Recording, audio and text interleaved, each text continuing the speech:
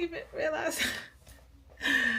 Hey y'all, I'm Lillian Matea, and welcome to my channel. I'm back with another one. And first of all, I just want to say thank you for tapping in and tuning in with me. If you've been following me for some years, then you know this has been a journey for me, and now I'm excited to just share as it's coming up.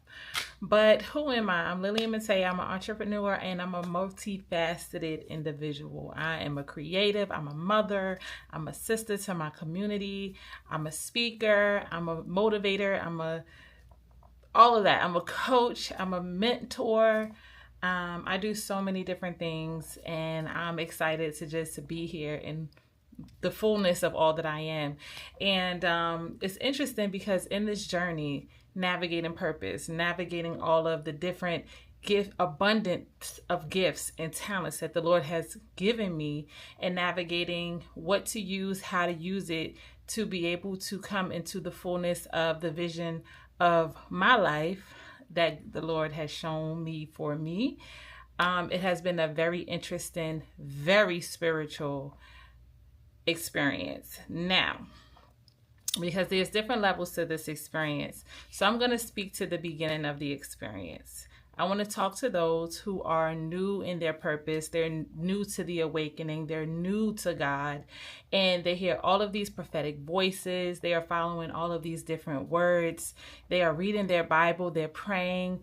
And they're just really truth seekers. These are people who prioritize righteousness and understand that the Lord our God is the most high of all creation. They are not afraid to speak about the Lord in all of his fullness, and they are free. They are truth seekers of freedom in God. These are the people that I want to talk to. These are the people that I want to talk to. And I always have to open up my videos with the description, because everyone says, oh, you have to have a target audience. You have to have a target audience, that sort of thing. And it's like, what do you name these people? Are they Christians?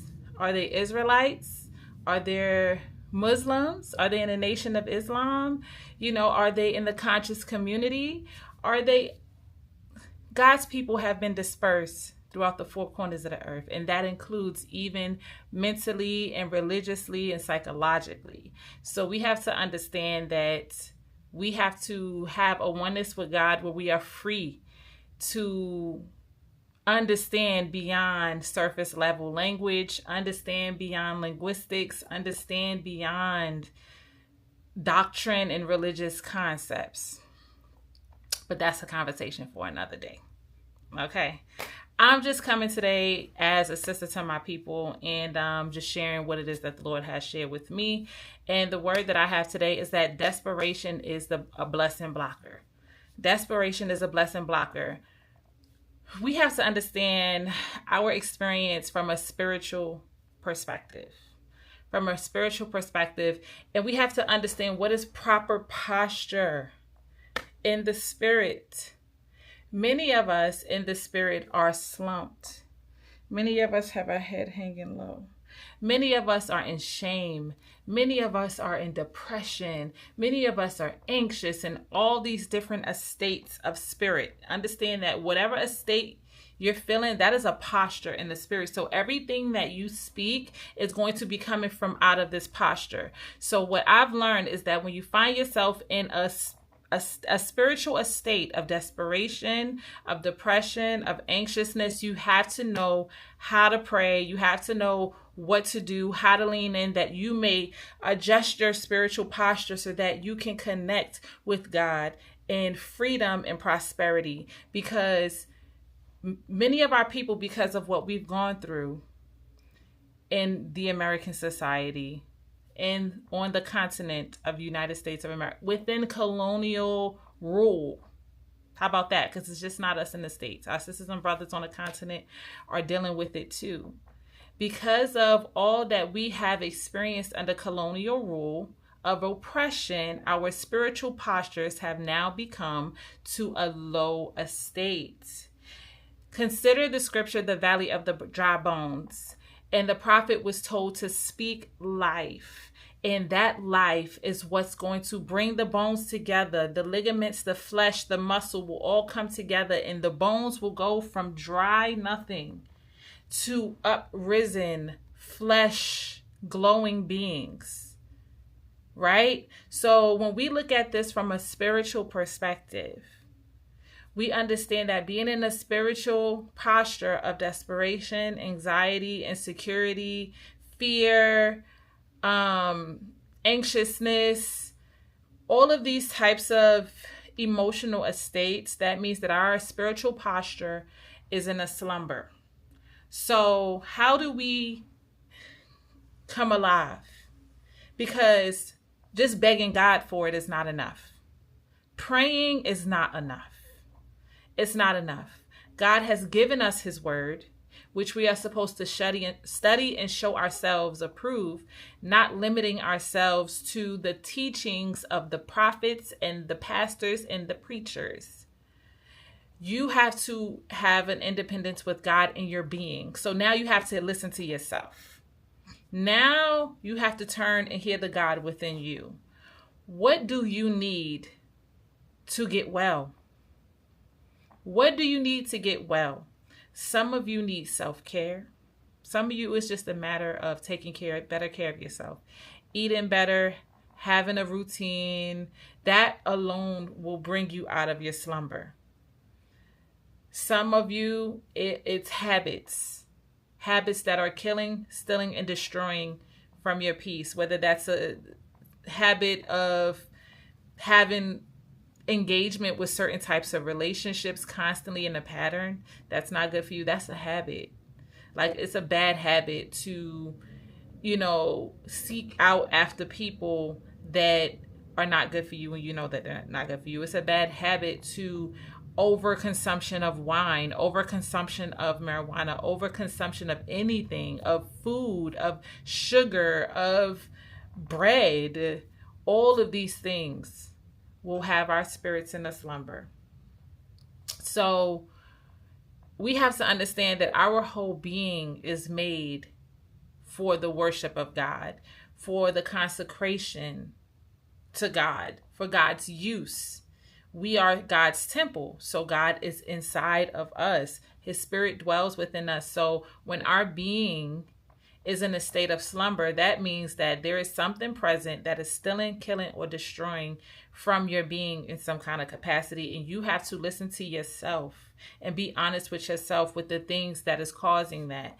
And if you don't know what it is, if you can't seem to figure it out in that moment of low depression, of that moment of lowness, that's when you speak life. The answer might not come instantly. Sometimes you have to just speak good things into your atmosphere. You have to, because this is the thing, we have to know there has been a scientific study about the words that come out of our mouths. In the beginning, the word was with God. The word was God, right? The word was a part of the creation process. The word is as a function of the finger of God. It's like the word functions like that. Like, it creates. It's like the hands of God. Words. If you notice that mankind and parrots are the only two beings that actually can speak words. But the difference between mankind and parrots, mankind can control and is intentional and has power over its word. Parrots can only say what you tell them to say. So you have the power to change your life by starting with the words that you say. The words that you're speaking into your atmosphere is essentially what is going to be showing up before you. And while I'm still not where I want to be, I'm not where I used to be. And the first change that I had to make was what I said. And to change what I said, I had to change how I thought. I had to change my beliefs so that my words because out of the abundance of the heart, the mouth speaks. So I had to change my heart. I had to change my beliefs so that the things that come out of my mouth are not things that are killing, stealing, and destroying from the prosperity that the Lord really wants us to have. We are in desperation because of a spiritual estate of our falling away from God. The falling away from God, it didn't start with you. It started with our forefathers and our fathers' fathers and our fathers' fathers' fathers. Our mothers, our great-great-grandmothers being into different practices, hoodoo, voodoo, witchcraft. These things invite violence in the spiritual realm. It invites violence in the spiritual realm. So whether you think that you are a white witch or whatever, the whole concept of the whole idea of utilizing spirituality for your own personal gain is witchcraft. Like, you have to be submitted to the Lord in his orchestration. The only requirement that he has for us is that we be lords over our own being and healing, submitting to him in a posture that allows healing, submitting to him in a posture that allows. So that's why we have to follow the laws and commandments, because those are the things that saves us from the wiles of the devil of this world, because there are really many traps. There are many obstacles that the enemy has put before us, especially as melanated beings on the earth. We have systems, we have witchcraft, we have social engineering, we have food warfare, we have food scarcity, poverty, bad environments, conditions. Like, we are fighting so many different elements in this life. And we have to become the masters, self-mastery of our own being, that no matter what circumstance we're in, we're always in alignment with the Most High God. And the way to know if you're out of alignment is if you are in a low estate, you are out of alignment. So that means the first thing that you should do if you find yourself out of alignment is prayer and fasting. You go straight to what you're doing with your hands and what are you putting inside of your body. And not just from the mouth, but the eyes and the ears as well. What are you consuming? Because what you're consuming is causing violence to your estate, which puts you in a low estate because you're not naturally in a low estate. So we just have to do our part. We have to do our part and listen to the voice inside of us and be honest with ourselves with what it is that we need to change, whether it be a thought process, whether it be a belief, whatever it might be. Whatever you're saying out of your mouth, whatever you're putting in your mouth, whatever you're putting in your eyes, whatever you're meditating on in your heart. If you are in a spirit of desperation, there is a breach in faith. There's a breach in definitely I would just say faith. There's a breach in faith, because if you're in desperation, that means that you're constantly having a narrative play inside of you of what you don't have. So therefore, you scavenging and scraping for whatever you can get instead of finding contentment, because knowing that you are where you need to be. You're okay. You're safe. The Lord is with you. Everything that you desire is coming. But you have to first come out of desperation, because there's a lack of faith and there may be idolatry there. Because when you are in desperation, the spiritual posture of desperation, it's like, one, it's showing a lack of gratitude for what you do have. Because likely when you're in desperation, you have a speech and a thought process of what you don't have. 2, there's a lack of faith to be patient, to just wait and see what the Lord is going to do. But in that waiting season, take care of yourself. Take care of yourself. So I just wanted to come on and share that word. I don't want to ramble, but I want to encourage God's people to come back into the Lord by keeping his laws and commandments of morality. So go back and read what the 10 commandments say. Like, a lot of people don't even know what the 10 commandments say. We need to get on God's rhythm by keeping the Sabbath. It will be powerful for God's people all to keep the same Sabbath. But that's a conversation for another day. And we need to just consecrate ourselves, separate ourselves from this world by abstaining from the things of this world and becoming holy and righteous in our being, holistically, not just, in going to church and doing the things, but actually taking care of yourself holistically, mentally, circumstantially. Sometimes we're in desperation, not because we're waiting on God, but God is waiting on us. Many times desperation also comes from not doing enough. Not doing enough. There's more work to be done. I just wanted to come on and share. I don't want to ramble, but thank you for sitting through. If you made it to the end, peace and blessings to you. I will be hosting a 5-day Freedom Pathway masterclass, and it is going to be absolutely so transformative. First of all, if you know me, the vibes be vibing. Like, it's gonna be a vibe. That's for one. And we're going to really talk about some real things. I think it's really important for God's people to understand God holistically, not just in the language of biblical speak, but also in metaphysically. We supposed to understand, many of us don't even understand our divine nature and who we are as human beings. Many people are still afraid of the reality and idea that God's children are gods. We're gods. We're God beings. And so what does that look like when God's people align themselves with the fullness of who God created us to become in righteousness and in truth and in spirit, not in our own what thou wilt. So that's it for now. Click the link down in the bio, or in the link up here in the bio, or down here in the caption, or where it's at, for the Freedom Pathway class, because it's going to be absolutely phenomenal. And I'm so excited to just share space with my beautiful, beautiful, beautiful people of God, where we are going to elevate.